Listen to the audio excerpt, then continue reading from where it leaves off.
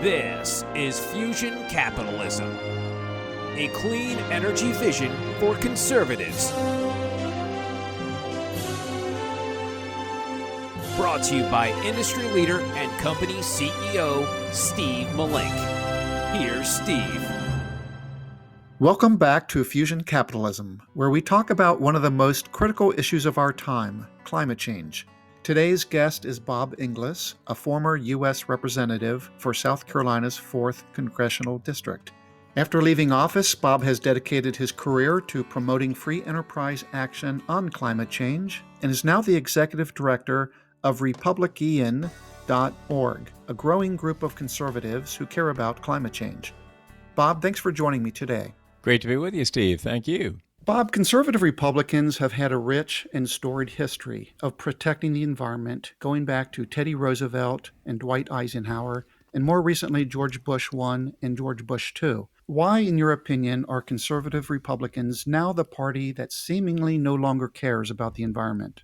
Yeah, a funny thing happened on the way to the contest, didn't it? I mean, here we were the party of conservation, and you would think that the words conservative and conservation might have a bit in common, but oddly, somewhere along the way, we became the burn it up, use it up liberal folks. I can't think of anything more unconservative than that kind of ethic that says, burn it up, use it up, rape and pillage the earth, doesn't matter anyway. That's, I don't know, it's a strange thing that happened. Part of it, I think, came from Rush Limbaugh. I remember, you got to give him some credit here. He really has corrupted a lot of conservative thought with sort of a entertainer's, affect. I remember a song he used to do, Liberals in a Yugo, it goes to the tune of Elvis Presley's Another Child is Born in the Ghetto. And so Rush would sing that. And I remember very distinctly being in the car listening to Rush as a conservative and turning him off and never turning him on again, because he's basically making fun of people who wanted to save energy by having a car that conserves energy, an efficient car. And so I think it's sort of a, somehow we came to that sort of strange entertainer's perspective of burn it up and use it up. Do you think it also was born from the great contest in 2000 between Al Gore and George Bush II? And Al Gore later kind of became the expert on climate change. And had that expert come from the Conservative Party, do you think the stance might be totally different? Yeah, I think so. And I think that, we're seeing this play out right now in the 2020 presidential race, is that people who are seen as caring about the environment or the future generations, well, they're sort of seen by some as sort of weenies, They're sort of like bedwetters. They worry too much. We need to be swashbuckling Americans who go out and just do it. That latter, of course, being the Trump affect. And so somewhere along the way, this became culturally marked as a thing of the left, which is really weird to me, because I think that if you've got to have that sort of fake swashbuckling kind of affect, maybe methinks she protests too much. Maybe underneath it all, you're really quite insecure. Strength carries itself with humility, if it's true strength. But if you got to put it on, like you act like you're strong, then maybe you do a little acting job about swashbuckling. So climate change is based on science, data, and actual evidence. We read all the time that 97 to 99% of all climate scientists around the world agree this is happening, and that it's caused by human activities, specifically the burning of fossil fuels that are creating greenhouse gas effect on our planet. And we can see it happening almost every day with the increased incidence and severity of wildfires, droughts, storms, hurricanes, rising global temperatures, and rising sea levels. It almost seems that conservative Republicans are also now the party that no longer cares about science, data, and actual evidence. How Yeah. has this come to be? It's a good question. I mean, I remember many times on the House floor, you'd be there and a Democrat was saying, the question is not whether we can afford this program. The question is whether we can afford not to do this program. And typically what we Republicans would think is, that's just sort of nuts. No, it really does matter whether we can afford this program. In other words, we're driven by data. We're driven by numbers and by analysis. And so at that sort of, for the economic issue Republican, you would think, gee, it's sort of nuts to sort of take a flying leap and just abandon data. And then, of course, it's also true that for the social issue conservative people, especially conservative Christians, let's say, it's strange to sort of depart from the rules that the Creator has established for the universe, and to sort of say, well, we don't care about those rules. We're just going to assume some sort of magical override. The virus is just going to go away. The earth is just going to start getting cooler. You just wait and see. Well, that's sort of magic, isn't it? I mean, whereas it seems to me that sincere believers should be people who say, well, science is really just the search for the order that the Creator put in the creation. That's all it is.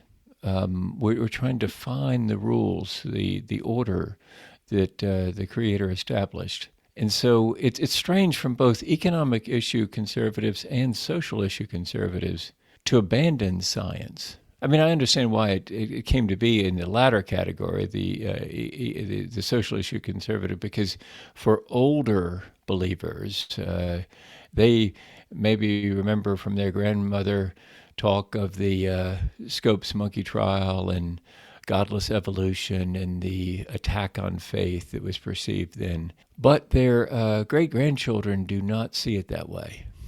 Young conservatives, particularly young Christian conservatives, I don't think see it that way at all. They see science as their friend, not their foe. Mm-hmm. Yeah, the Conservative Party is, of course, known for being pro-life, but it seems that putting the world on the path to becoming uninhabitable is not pro-life at all. It's almost the opposite. I was curious, how do Christians, evangelicals, and people of all faiths reconcile the dangers and risks of climate change with being pro-life? I think it's a blind spot. It's just we've been sold a bill of goods by a real salesman or two. I mean, we got a current salesman who says it's all a Chinese hoax and conspiracy. But before that, if you think about it, there was agreement early in '08. Remember, Newt Gingrich was on the couch with Nancy Pelosi in an ad. We don't agree on much, do we, Newt? No, Nancy, but we agree climate change is real and we need to do something about it. Early '08. By the end of '08, Newt had switched. We don't know, he said, what the cause of climate change is. Intervening events were two. One was the commencement of the global financial crisis and the Great Recession. And the second was the election of a secret Muslim non-American socialist to the White House.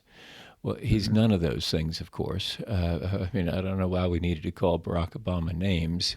He was clearly left of center, and I was clearly right of center, but I didn't have any need to call him those names. But Sure. that's what happened. It became too convenient of an opportunity to blame it on him or to create this culture war difference.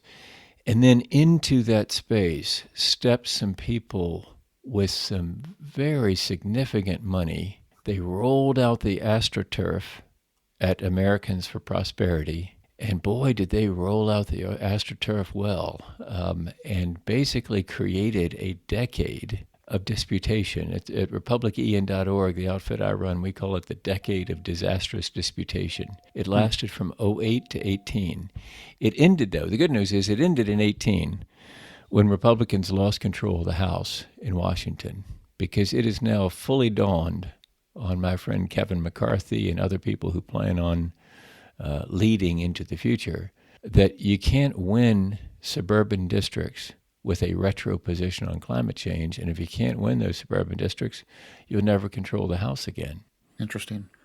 I also think about the election of Barack Obama and how that could have moved Newt Gingrich to a different position on climate change. But, here the whole world was galvanizing around the science of climate change. And, I think it was in 2015 that virtually the whole world signed on to the Paris Climate Treaty. I think with the only exceptions being Syria and North Korea. And so it's confounding to me that you can have one party in one country ignore the call to action by the whole world to address this epic problem. Yeah, confounding is the right word. It is indeed confounding and embarrassing that my country is sniveling on the sidelines, saying it's not fair to us, and hiding behind walls rather than leading the world to a solution on climate change. What a strange position for the United States of America. I mean, maybe those swashbucklers,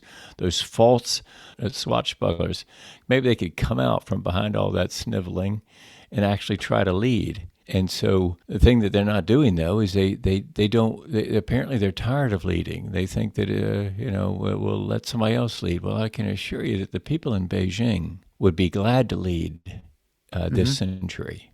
Yes. And so the question is whether, these people that proclaim themselves the great patriots and the most patriotic ones, are you really? Or are you actually a coward who's sniveling behind that wall you're building? Rather than trying to lead the world to a solution on climate change. And so get up from behind that wall and go lead and show us true courage rather than this fake courage that you swashbuckle with. Sure. And it doesn't take a futurist to imagine what if the current trends of the wildfires, the storms, the hurricanes, everything that we're seeing in our weather systems over the course of time getting more severe, what that's going to be like in 10, 20, or 50 years for our children and grandchildren. It also just seems that, investing in an insurance policy, even if you're not 100% sure this is going to turn out as bad as the scientists are saying it will be, why even take the chance? Even if there's just a 5% chance this is going to go to where the scientists are saying, let's invest in an insurance policy. There's the adage, prevention is worth a pound of cure. It seems this is all grounded in common sense, that we do something now rather than deal with the problems later. Which is exactly what Ronald Reagan said to George Shultz, his Secretary of State, in the Oval Office, is, George, maybe we should buy an insurance policy. And that led to the Montreal Protocol. So that was Secretary Shultz and Jim Baker are leading the effort at Climate Leadership Council. And that's the concept, is to buy an insurance policy against climate change. I think it's also important to point out, particularly talking to somebody with Forbes books, is that what an incredible opportunity we also face here for free enterprise. If you think about it, from a conservative perspective, we must not have had a very good alternative Social Security. The Ponzi scheme that was set up by FDR, it truly is a Ponzi scheme. I'm not running for president. Mitt Romney was right when he said that in Florida. It is a Ponzi scheme. But we must not have had a very good alternative. And then we didn't have a very good alternative, even though some of us back in the day opposed Medicare.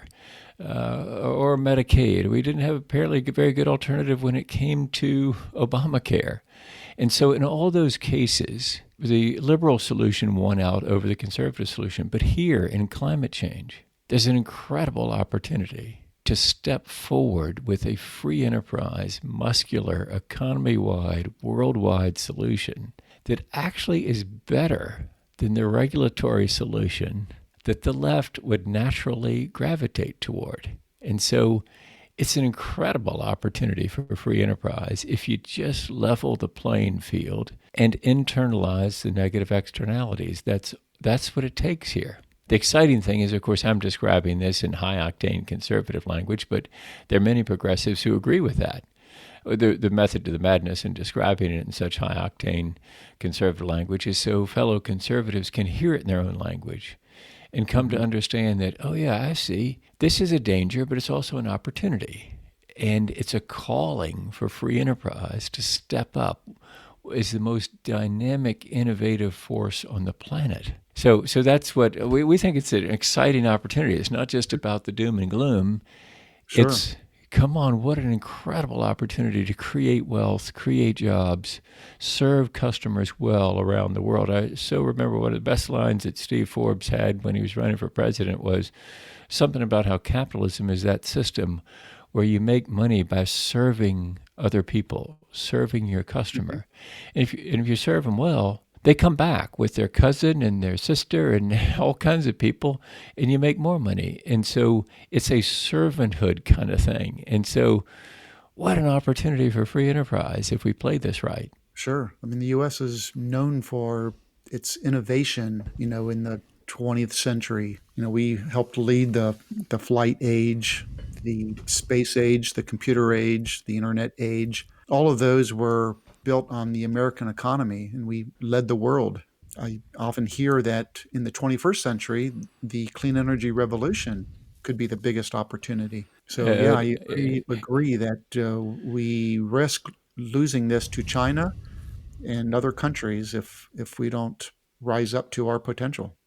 Yeah, I sit here in my home office with a photo on my wall that I first saw on my first trip to Iraq, where a general was telling us about the creativity of people who grew up in freedom. And so there are two American soldiers. One has his helmet off, and he's lifting it up on a stick over a concrete wall.